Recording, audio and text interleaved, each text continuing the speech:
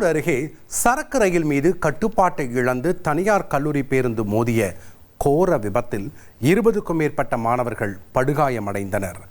கரூர் மாவட்டம் வெள்ளியணை அருகே தனியார் சிமெண்ட் ஆலை உள்ளது. அந்த ஆலைக்கு ஜல்லிக்கல் ஏற்றிச் சென்ற சரக்கு ரயில் மீது தனியார் கல்லூரி பேருந்து மோதி விபத்திற்குள்ளானது. இதில் 25 மாணவ மாணவிகள் காயமடைந்தனர். விபத்து குறித்து தகவல் அறிந்ததும் மாவட்ட ஆட்சியர் ரவிக்குமார், சட்டமன்ற உறுப்பினர் செந்தில் பாலாஜி, MP ஜோதிமணி மற்றும் தாவேக மாவட்ட செயலாளர் மதியழகன் உள்ளிட்டோர் மருத்துவமனைக்கு விரைந்து சென்று மாணவர்களுக்கு அளிக்கப்படும் சிகிச்சை குறித்து கேட்டறிந்தனர்.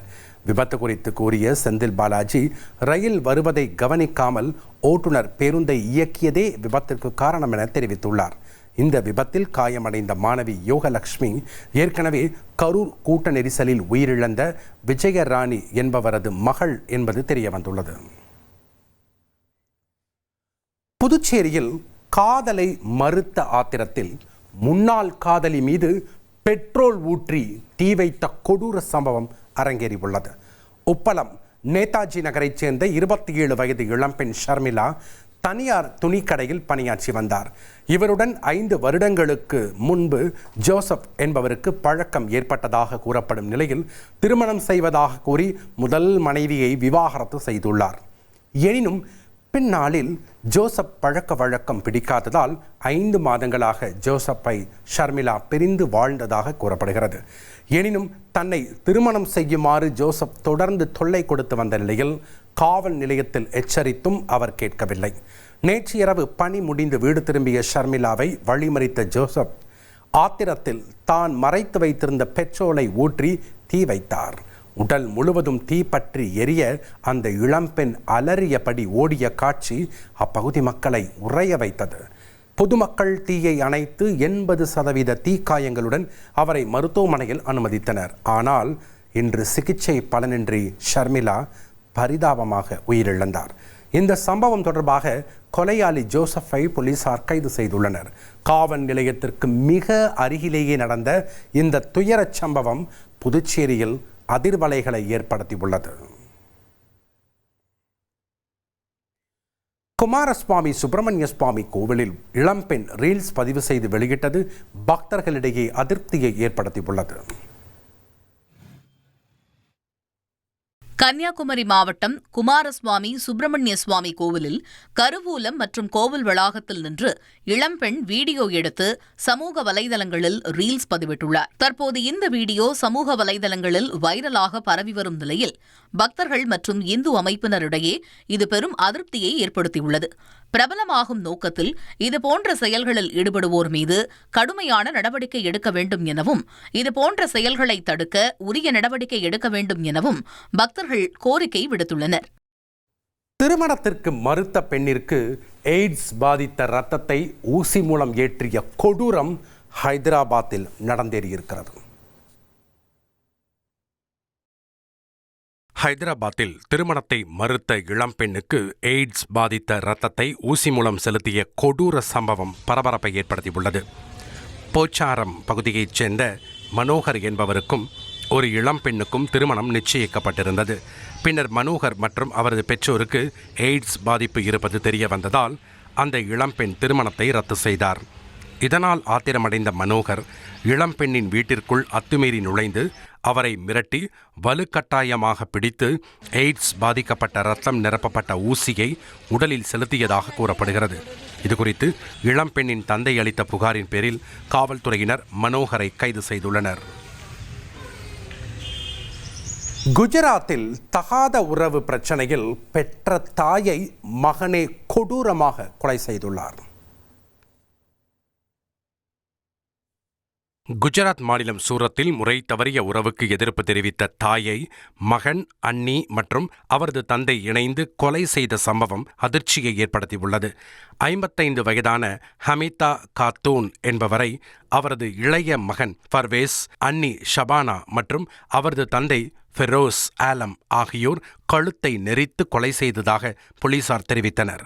மகனுக்கும் அவரது அண்ணன் மனைவிக்கும் இடையிலான தகாத உறவை தாய் தொடர்ந்து எதிர்த்து வந்ததாக கூறப்படுகிறது. இதனால் தாயை கொலை செய்து உடலை சாக்கில் அடைத்து கோவில் அருகே வீசியதுடன் தாய் காணவில்லை என மகன் போலீசில் போலி புகார் அளித்ததும் விசாரணையில் தெரியவந்தது. விசாரணைக்கு பிறகு மூவரும் கைது செய்யப்பட்டு காவலில் வைக்கப்பட்டுள்ளனர். கேரள மாநிலம் பாலக்காட்டில் பேருந்து நிலையத்தில் நின்றவர்களை தெருநாய் கடித்து குதறியது. அது தொடர்பான அதிர்ச்சி அளிக்கும் சிசிடிவி காட்சிகள் வெளியாகியுள்ளன.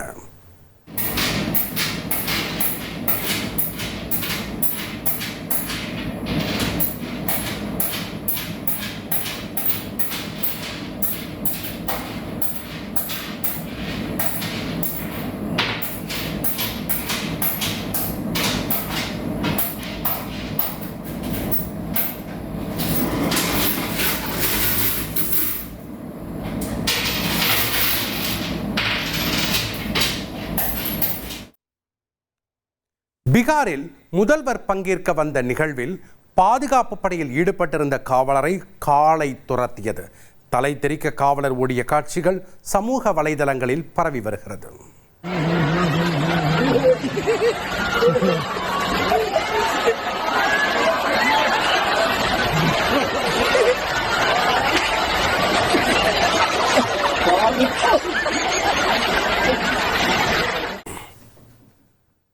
சென்னையின் மிகப்பெரிய குப்பை கிடங்குகளில் ஒன்றான கொடுங்கையூர் குப்பை கிடங்கில் பயங்கர தீ விபத்து ஏற்பட்டது.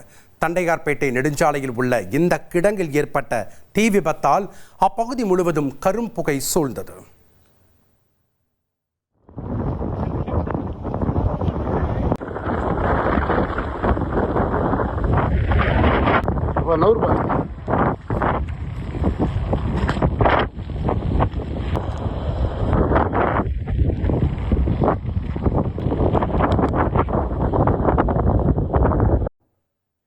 கன்னியாகுமரி மாவட்டம் களியக்காவிளை அருகே தேசிய நெடுஞ்சாலையில் சொகுசு கார் ஒன்று கட்டுப்பாட்டை இழந்து கேரள அரசு பேருந்துடன் நேருக்கு நேர் மோதியதில் விபத்து ஏற்பட்டது.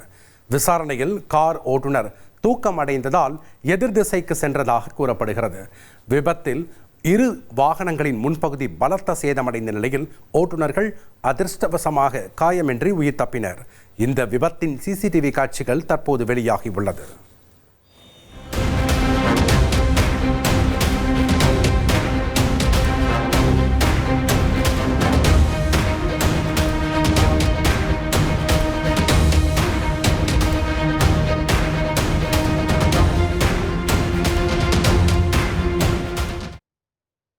சத்தியமங்கலம் அருகே புலி ஒன்று சாலையை கடந்து சென்றதால் வாகன ஓட்டிகள் பீதியடைந்தனர். ஈரோடு மாவட்டம் சத்தியமங்கலம் புலிகள் காப்பக வனப்பகுதியில் இருந்து வெளியேறிய சிறுத்தை ஒன்று பன்னாரி சோதனைச் சாவடி அருகே பதுங்கியபடி சாலையை கடந்து சென்றது. இதனைக் கண்டு வாகன ஓட்டிகள் மற்றும் சுற்றுலா பயணிகள் அச்சமடைந்தனர். மேலும் சோதனைச் சாவடியில் பணியில் இருந்த வனத்துறை ஊழியர்கள் வனவிலங்குகள் சாலையை கடக்கும்போது மிகுந்த எச்சரிக்கையுடனும் கவனத்துடனும் செல்ல வேண்டும் என்று அறிவுறுத்தினர்.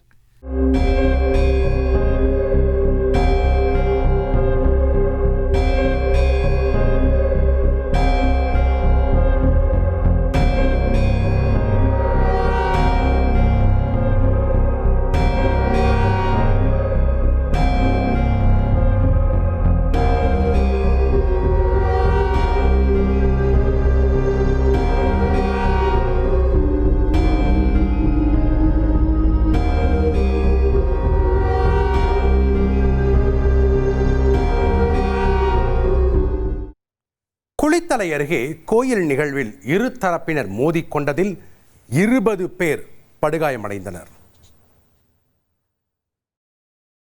கரூர் மாவட்டம் குளித்தலை அருகே தொட்டியப்பட்டி மாரியம்மன் கோவிலுக்கு பூந்தட்டு கொண்டு செல்லும் நிகழ்வின் போது முன்விரோதத்தால் இரு தரப்பினரிடையே மோதிக்கொண்ட சம்பவம் பரபரப்பை ஏற்படுத்தியுள்ளது.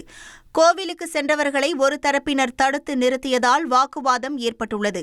அப்போது திடீரென மின்சாரம் துண்டிக்கப்பட்டு இரு தரப்பினரும் தடிகளால் சரமாரியாக தாக்கிக் கொண்டனர். இதில் +2 மாணவர் உட்பட 20க்கும் மேற்பட்டோர் படுகாயமடைந்த நிலையில் குளித்தலை அரசு மருத்துவமனையில் அனுமதிக்கப்பட்டுள்ளனர். இந்த சம்பவம் குறித்து நங்கவரம் போலீசார் தீவிர விசாரணை மேற்கொண்டு வருகின்றனர். பாக்தாத்தில் ஈரான் நடத்திய ஏவுகணை தாக்குதலால் பரபரப்பு ஏற்பட்டது. ஈராக் தலைநகர் பாக்தாதில் உள்ள அமெரிக்க தூதரகத்தை குறிவைத்து ஈரான் ஏவுகணை தாக்குதல் நடத்தியுள்ளது. தாக்குதலுக்கு பிறகு தூதரக கட்டடத்தில் தீப்பற்றி கரும்புகை வெளியேறிய காட்சிகள் தற்போது வைரலாகி வருகிறது.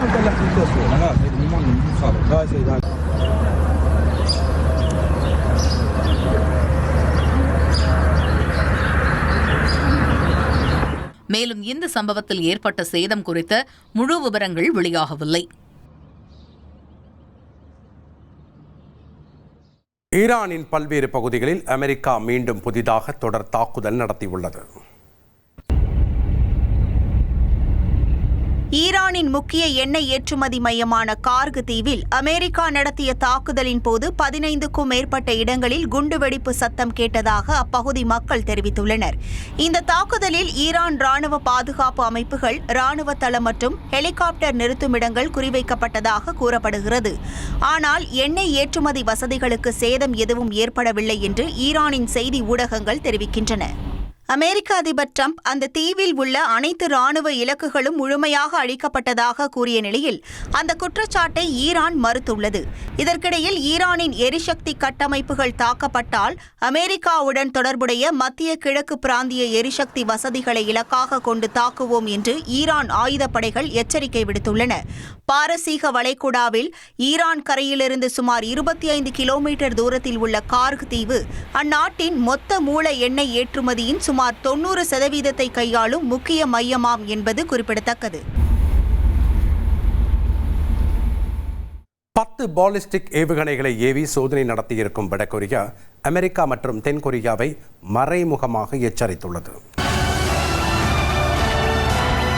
அமெரிக்கா மற்றும் தென்கொரியா இணைந்து நடத்தும் ராணுவ பயிற்சிகளுக்கு மத்தியில் வடகொரியா 10 பாலிஸ்டிக் ஏவுகணைகளை ஏவி சோதனை நடத்தியது.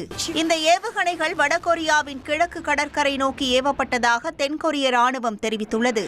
அமெரிக்கா, தென்கொரியா இணைந்து 11 நாள் ராணுவ பயிற்சி நடத்தும் நிலையில் வடகொரியாவில் இந்த ஏவுகணை சோதனை நடந்துள்ளது. வடகொரிய அதிபர் கிம் ஜாங் உன்னின் சகோதரி கிம் யோ ஜாங் அமெரிக்கா மற்றும் தென்கொரியாவின் நடவடிக்கைகள் கடும் விளைவுகளை ஏற்படுத்தும் என எச்சரிக்கை விடுத்துள்ளார். கன்னியாகுமரி மாவட்டம் நாகர்கோவில் அருகே காதலுக்கு இடையூறாக இருந்த தாயை கொலை செய்ய முயன்றதாக கல்லூரி மாணவி மற்றும் அவரது காதலன் கைது செய்யப்பட்ட சம்பவம் பெரும் பரபரப்பை ஏற்படுத்தியுள்ளது. பிள்ளையார்புரம் பகுதியைச் சேர்ந்த கலாவதியின் மகள் ஸ்ருதி சக மாணவர் அபிலாஷ் என்பவரை காதலித்து வந்ததாக கூறப்படுகிறது. காதலனுக்காக வீட்டிலிருந்த நகைகளை ஸ்ருதி ரகசியமாக எடுத்துக் கொடுத்ததாக தெரிகிறது. காணாமல் போன நகைகள் குறித்து தாய் கலாவதி தட்டி கேட்டதே இந்த விபரீதத்திற்கு தொடக்க புள்ளியாக அமைந்துள்ளது. வெள்ளியன்று நகையை தருவதாக கூறி வீட்டிற்கு வந்த காதலன் அபிலாஷுடன் சேர்ந்து ஸ்ருதி தனது தாயின் கழுத்தை துணியால் இறுக்கி கொலை செய்ய முயன்றதாக அதிர்ச்சி தகவல் வெளியாகியுள்ளது. தாயின் அலறல் சத்தம் கேட்டு ஓடி வந்த அக்கம் பக்கத்தினர் அவரை மீட்டு அரசு மருத்துவமனையில் அனுமதித்தனர். சிகிச்சை பெற்று வரும் தாய் கொடுத்த புகாரின் பேரில் ஸ்ருதி மற்றும் அபிலாஷை போலீசார் அதிரடியாக கைது செய்தனர். மேலும் மருத்துவ பரிசோதனைக்கு பிறகு இருவரும் சிறையில் அடைக்கப்பட்டனர். பெற்ற மகளே காதலனுடன் சேர்ந்து தாயை கொல்ல முயன்ற சம்பவம் குமரி மாவட்டத்தில் அதிர்ச்சியை ஏற்படுத்தியுள்ளது. தனது பெயரில் உள்ள போலி கணக்கு குறித்து எச்சரிக்கை விடுத்துள்ள நடிகர் மாதவன் அதற்கும் தமக்கும் எந்த தொடர்பும் இல்லை என கூறியுள்ளார். நடிகர் மாதவன் தனது பெயரில் இயங்கும் போலி இன்ஸ்டாகிராம் கணக்கு குறித்து ரசிகர்களுக்கு எச்சரிக்கை விடுத்துள்ளார். ரோஹன் மைரா என்ற பெயரில் இயங்கும் சமூக வலைதள கணக்கிற்கு தன்னுடன் அல்லது தனது குழுவுடன் எந்த தொடர்பும் இல்லை என நடிகர் மாதவன் தெரிவித்துள்ளார். அந்த கணக்கை இயக்கும் நபர் தன்னை பிரதிநிதித்துவப்படுத்துவதாக கூறி மக்களுடன் தொடர்பு கொண்டு தவறான தகவல்களை பரப்பி வருவதாகவும் குற்றம் சாட்டியுள்ளார். அந்த கணக்கு முற்றிலும் போலியானது என்பதால் ரசிகர்கள் மற்றும் பொதுமக்கள் எச்சரிக்கையாக இருக்க வேண்டும் என மாதவன் கேட்டுக் கொண்டுள்ளார். மேலும் இந்த விவகாரம் தொடர்பாக தேவையான நடவடிக்கைகள் எடுக்கப்பட்டு வருவதாகவும் அவர் தெரிவித்துள்ளார். திருச்சி அருகே பள்ளியில் ஏற்பட்ட மோதலில் மாணவன் உயிரிழந்த சம்பவத்தில் சிறுவனை போலீசார் கைது செய்து சிறார் சீர்திருத்த பள்ளியில் அடைத்துள்ளனர். திருச்சி அருகே வாலிபால் விளையாட்டின் போது ஏற்பட்ட மோதலில் 8ஆம் வகுப்பு மாணவன் இறந்த சம்பவத்தில் 15 வயது சிறுவனை போலீசார் கைது செய்தனர். திருச்சி மாவட்டம் துறையூர் அருகே நல்லவன்னிப்பட்டி கிராமத்தைச் சேர்ந்த 13 வயது சிறுவனுக்கும் இதே பகுதியைச் சேர்ந்த 15 வயது சிறுவனுக்கும் வாலிபால் விளையாட்டின் போது தகராறு ஏற்பட்டுள்ளது. இதில் ஒருவரை ஒருவர் சரமாரியாக தாக்கிக் கொண்டுள்ளனர். இதில் தலையில் பலத்த காயம் ஏற்பட்டு 13 வயது சிறுவன் உயிரிழந்தார். தகவல் அறிந்து சென்ற போலீசார் உடலை கைப்பற்றி இந்த சம்பவம் குறித்து கொலை வழக்கு பதிவு செய்து 15 வயது சிறுவனை கைது செய்து திருச்சி சிறார் சீர்திருத்த பள்ளியில் அடைத்தனர். ஸ்ரீபெரும்புதூர் அருகே கார் மோதி இளைஞர் படுகாயமடைந்த சம்பவத்தில் உறவினர்கள் சாலை மறியலில் ஈடுபட்டனர்.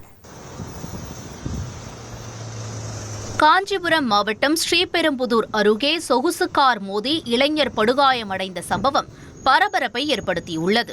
திருவள்ளூர் மாவட்டம் வெள்ளவேடு பகுதியைச் சேர்ந்த 19 வயதான இளைஞர் மதன் டிப்ளமோ முடித்து தனியார் தொழிற்சாலைக்கு வேலைக்கு சென்றபோது பின்னால் வந்த பென்ஸ் கார் வேகமாக இருசக்கர வாகனம் மீது மோதியதாக கூறப்படுகிறது. இதில் படுகாயமடைந்த மதன் தீவிர சிகிச்சை பெற்று வரும் நிலையில் விபத்தை ஏற்படுத்தியதாக கூறப்படும் கல்லூரி மாணவரை கைது செய்ய கோரி இளைஞரின் உறவினர்கள் தனியார் மருத்துவக் கல்லூரி முன்பு சாலை மறியலில் ஈடுபட்டதால் பரபரப்பான சூழல் நிலவியது. சென்னை பெருங்களத்தூர் அருகே குளத்தில் முதலை தென்பட்டதாக பொதுமக்கள் அச்சம் தெரிவித்துள்ளனர். சென்னை பெருங்களத்தூர் அருகே அகஸ்தீஸ்வரர் கோவில் குளத்தில் முதலை ஒன்று தென்பட்டதாக வீடியோ வெளியாகி பரபரப்பு ஏற்பட்டுள்ளது. கடந்த சில வாரங்களாக முதலை இருப்பதாக அப்பகுதி மக்கள் கூறி வந்த நிலையில் தற்போது அது நீரில் முதலை நீந்தும் காட்சி பதிவாகியுள்ளது. இதையடுத்து குளக்கரைக்கு செல்லும் பொதுமக்கள் எச்சரிக்கையுடன் இருக்குமாறு கூறப்பட்டுள்ளது. மேலும் முதலையை பிடித்து பாதுகாப்பான இடத்திற்கு மாற்ற வனத்துறையினருக்கு மக்கள் கோரிக்கை விடுத்துள்ளனர். சென்னையில் கத்திமுனையில் தாய் மற்றும் மகளிடம் நகை பறிக்கப்பட்ட சம்பவம் அதிர்ச்சியை ஏற்படுத்தியுள்ளது. சென்னையில் வீட்டில் தனியாக இருந்த தாய் மற்றும் மகளை கத்தி முனையில் மிரட்டி 27 சவரன் நகைகளை கொள்ளையடித்த நபரை 12 மணி நேரத்தில் போலீசார் கைது செய்துள்ளனர். அரும்பாக்கம் NSK நகரைச் சேர்ந்த போக்குவரத்து கழக ஊழியர் ரவிச்சந்திரனின் வீட்டில் நள்ளிரவில் புகுந்த மர்ம நபர் ஒருவர் தனியாக இருந்த ரவிச்சந்திரனின் மனைவி ருக்மணி மற்றும் அவரது மகளிடம் கொலை செய்து விடுவதாக மிரட்டி பீரோவில் இருந்த நகைகளை கொள்ளையடித்து சென்றுள்ளார். புகாரின் பேரில் CCTV காட்சிகளின் அடிப்படையில் ஆய்வு நடத்திய போலீசார் திருமங்கலம் பகுதியைச் சேர்ந்த 22 வயது இளைஞர் சுப்பிரமணியை அதிரடியாக கைது செய்து திருடப்பட்ட நகைகளையும் மீட்டனர்.